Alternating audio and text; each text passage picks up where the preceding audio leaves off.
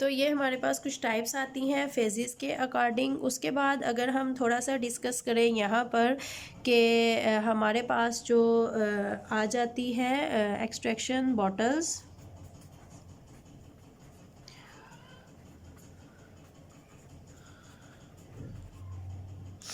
Extraction bottles को अगर हम थोड़ा सा डिस्कस करें तो एक्सट्रैक्शन बॉटल हमारे पास माइक्रो साइज़ से लेकर मैक्रो साइज़ तक होती हैं। बहुत ज़्यादा स्मॉल साइज़ की भी होंगी, बहुत ज़्यादा बड़े साइज़ की भी होंगी, ये अकॉर्डिंग टू साइज़ है। और इसके अलावा नोज़ल के अकॉर्डिंग भी हमारे पास इस तरह से डिज़ाइन की जाती हैं कि कुछ में से तो हम ड्रेन कर सकते हैं। ज़्यादातर जो हम यूज़ करते हैं उनमें से जो हमारे पास बॉटम लेयर होती है उसको हम इजीली ड्रेन कर सकते हैं, और कुछ हमारे पास वो होती हैं जिनमें से हम टॉप लेयर को भी इजीली ड्रेन कर सकते हैं। ये डिफरेंट तरह की हमारे पास आती हैं बॉटल्स।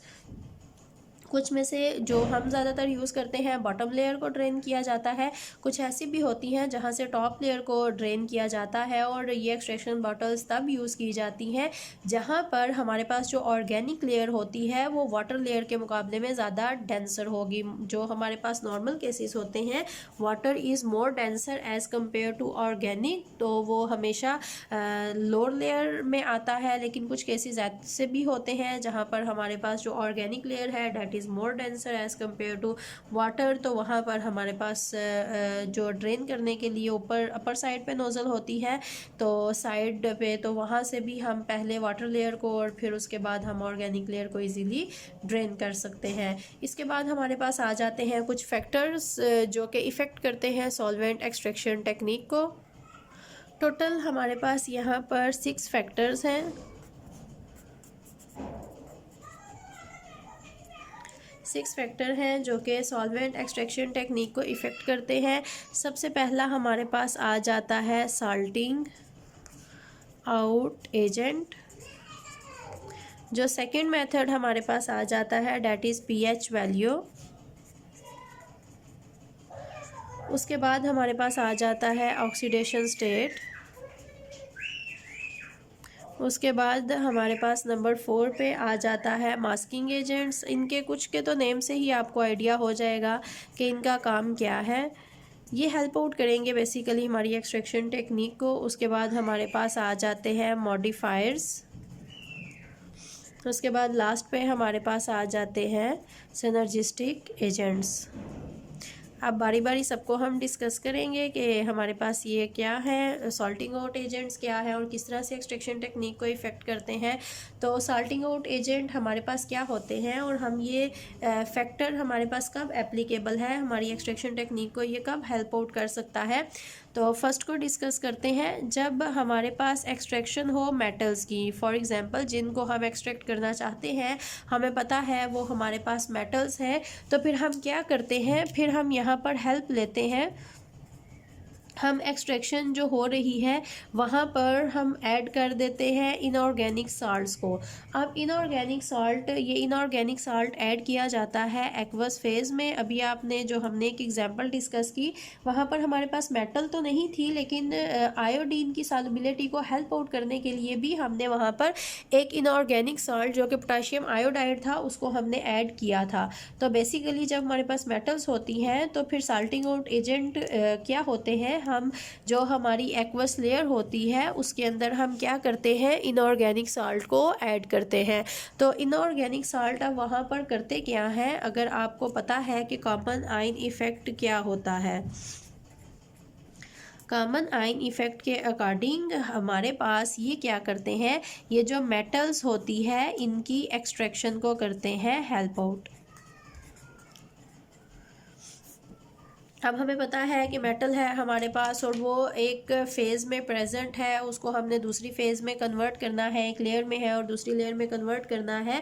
तो हम जब उसकी डिस्ट्रीब्यूशन को हेल्प आउट करना चाहते हैं तो फिर हम क्या करते हैं, हम एक्वस लेयर के अंदर इनऑर्गेनिक साल्ट डाल देंगे और हमें पता है कि इनऑर्गेनिक साल्ट जब वहाँ पर ऐड होगा तो कॉमन आयन इफेक्ट के अकॉर्डिंग मेटल भी अपनी सॉल्युबिलिटी शो करेंगी। अब जो हमारे पास मोर सॉल्युबल होगी वो सॉल्युबल रहेगी, लेस सॉल्युबल हमारे पास प्रेसिपिटेट हो हो जाएगी। और ये मेथड बहुत ज़्यादा हमारे पास हेल्प आउट करता है। हमारे पास जो हम यहाँ पर अगर हमने निकाल लिया है, एक्सट्रैक्शन कर ली है और हम मेटल को अब पानी में से ही निकालना चाहते हैं, तो अगर हम इनऑर्गेनिक साल्ट वहाँ पर डालेंगे तो इनऑर्गेनिक साल्ट जाएगा और पानी के साथ सॉल्युबिलिटी शो करेगा और मेटल वहाँ पर जो सॉल्युबल थी और वो नहीं निकल रही थी, तो फिर मेटल की सॉल्युबिलिटी कम हो जाएगी, क्योंकि जब इनऑर्गेनिक साल्ट जाएगा तो केटाइन एनाइन अपने गिर्द पानी को बाउंड कर लेंगे।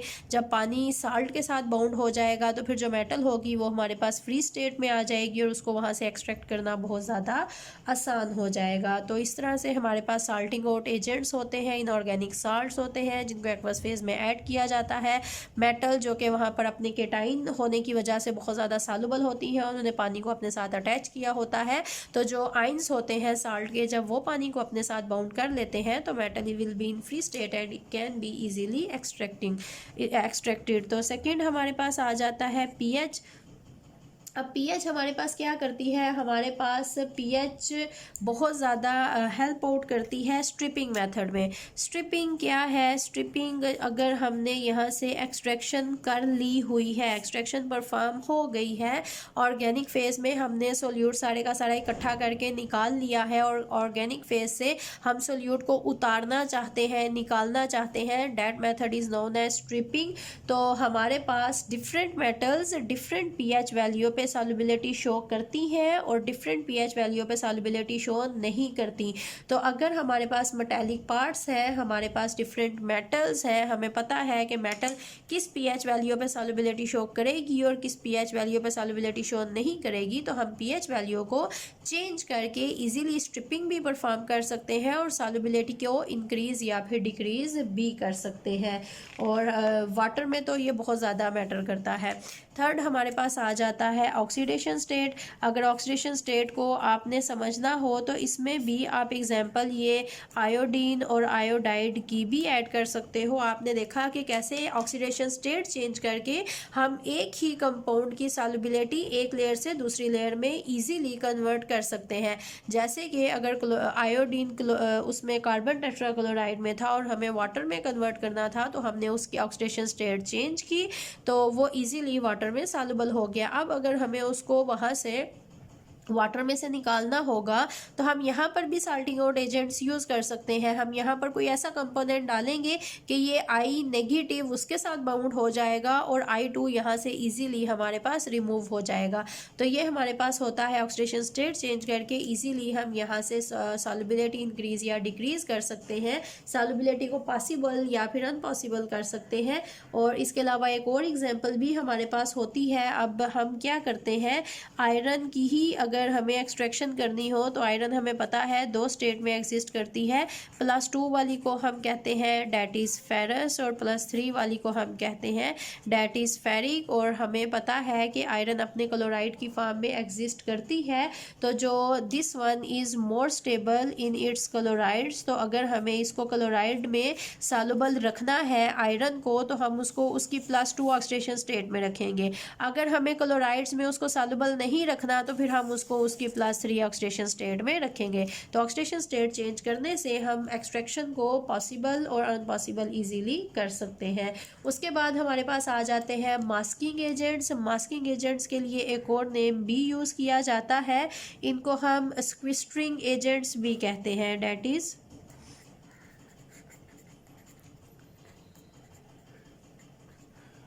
अब मास्क से ही आपको पता चल जाएगा, मास्क का मतलब होता है छुपा लेना, दबा लेना। मास्किंग एजेंट्स वो होते हैं जो कि सॉल्युबिलिटी को दबा लेते हैं, सॉल्युबिलिटी को नहीं किसी एक कंपोनेंट को दबाते हैं और दूसरे कंपोनेंट की जो एक्सट्रैक्शन है, डिस्ट्रीब्यूशन है, उसको इन्हेंस करते हैं। फॉर एग्जांपल अगर हमें एल्युमिनियम एक्सट्रैक्ट करनी है और हम इसके साथ हेल्प करने के लिए आयरन को ऐड करते हैं और साथ में हम ले लेते हैं 8 क्वाइनोलिनोल। तो हमारे पास क्या होगा, जो आयरन है हमने साथ यहाँ पर क्या किया है, हमने यहाँ पर सायानाइड सॉल्यूशन ले लिया है। जब हम सायानाइड सॉल्यूशन ले लेंगे तो एल्युमिनियम की बजाय आयरन इसके साथ बाउंड होगा। अगर हमें एल्युमिनियम को निकालना है और हमें पता है कि हम कैसे निकालेंगे, तो हम थोड़ा सा आयरन डालेंगे, सायानाइड सॉल्यूशन है हमारे पास, तो यहाँ पर क्या होगा, आयरन इसके साथ अटैच होके फायरोसायानाइड सॉल्यूशन बना देगी और एल्युमिनियम की सॉल्युबिलिटी टोटली ख़त्म हो जाएगी। आयरन ने खुद से यहाँ पर इसके साथ शो कर ली बॉन्डिंग, इसको मास्क कर दिया, लेकिन एज अ रिजल्ट एल्युमिनियम हमारे पास फ्री स्टेट में आ गया और इसको हमने इजीली यहाँ से एक्सट्रैक्ट कर लिया। उसके बाद हमारे पास आ जाते हैं मॉडिफायर्स। नेम से ही आपको पता चल जाएगा, मॉडिफायर्स मॉडिफाई करेंगे, हेल्प करते हैं, सॉल्युबिलिटी को बहुत ज़्यादा इंक्रीज़ कर देते हैं। ऐसा मॉडिफायर्स बहुत ज़्यादा जिनको यूज़ किया जाता है वो हमारे पास हाई मालिकुलर वेट अल्कोहल्स होती है। एक बहुत ज़्यादा यूज़ होने वाला मॉडिफायर हमारे पास जो हम यूज़ करते हैं that is caprylic alcohol. कैप्राइल alcohol हमारे पास क्या होती है, that is CH3CH2 that is as a whole 6 CH2 and OH। This is caprylic alcohol, बहुत ज़्यादा इसको यूज़ किया जाता है एज अ मॉडिफायर। लास्ट में हमारे पास आ जाते हैं सिनर्जिस्टिक एजेंट। सिनर्जिस्टिक का अगर मैं आपको सिंपल नेम लिख के दूँ, इसका मतलब क्या होता है, it's mean is cooperative. Cooperative का मतलब होता है वो जो कि हेल्प आउट करते हैं। सिनर्जिस्टिक एजेंट्स क्या करते हैं, एक्सट्रैक्शन को इन्हेंस कर देते हैं, बॉन्डिंग में बहुत ज़्यादा हेल्प करते हैं। बहुत ज़्यादा यूज़ होने वाले synergistic agents neutral organophosphorus compounds हैं, इनको हम ऐड करते हैं एसिडिक ऑर्गेनोफॉस्फोरस। एग्जांपल एक दी है, न्यूट्रल ऑर्गेनोफॉस्फोरस कंपाउंड अगर ऐड कर दिया जाए एसिडिक ऑर्गेनोफॉस्फोरस कंपाउंड में तो ये एक्सट्रैक्शन को बहुत ज़्यादा हेल्प आउट करेगा। तो ये थे हमारे पास फैक्टर्स जो कि इफ़ेक्ट करते हैं हमारी एक्सट्रैक्शन को मोर फेवरेबल बनाने के लिए। इनको हम ईजीली फैक्टर्स को अप्लाई कर सकते हैं। उसके बाद हमारे पास आ जाती हैं applications of solvent extraction. Applications chemistry में है और इंडस्ट्री में है, ये इन्होंने बहुत सी एप्लीकेशंस दी हुई हैं, इनको आप याद कर लोगे। Number 1, the greatest used in analytical chemistry has been found by the extraction separation of elements in the form of chelates. Chelates बना के सेपरेट करना बहुत ज़्यादा आसान है। Extraction in often carried out to concentrate elements, ये concentration के लिए निकालने के लिए। अगर थर्ड पॉइंट उन्होंने बताया है कि अगर हम फोटोमेट्रिक एनालिसिस के साथ इनको अटैच कर दें, फोटोमेट्रिक में बीम ऑफ लाइट फॉल करवाई जाती है, अगर कोई उसके अंदर अभी भी प्रेजेंट हो कंपोनेंट तो हमें इजीली नज़र आ जाता है और हमें पता चल जाता है कि एक्सट्रैक्शन एफिशिएंट हुई है या फिर नहीं। बाकी ये इन्होंने बताई है कि इम्प्योरिटीज़ को सेपरेट किया जा सकता है, मतलब कि प्योर कंपोनेंट्स एक्सट्रैक्ट किए जाते हैं। ये बाकी उन्होंने सारा मेटल्स का बताया हुआ है कि किस किस मेटल को हम सॉल्वेंट एक्सट्रैक्शन मेथड के साथ इन सारे एजेंट्स को यूज़ करके ईजीली डिटरमिन कर सकते हैं, एक्सट्रैक्ट कर सकते हैं, हम इनको स्टडी कर सकते हैं। उसके बाद इंडस्ट्री में उन्होंने बताया है कि सॉल्वेंट एक्सट्रैक्शन के बहुत से यूजेस हैं, ये सारे यहाँ पर डिटेल में लिखे हुए हैं और इतने मुश्किल नहीं है कि आपको बहुत ज़्यादा कॉम्प्लिकेटेड लगे। जब आप इनको पढ़ोगे तो बहुत इजीली ये आपको सारे के सारे याद हो जाएंगे। बुक का नेम मैं आपको बता दूंगी, तो वहाँ से टॉपिक और पेज नंबर आप देख के तो इसको वहाँ से इजीली याद कर लोगे।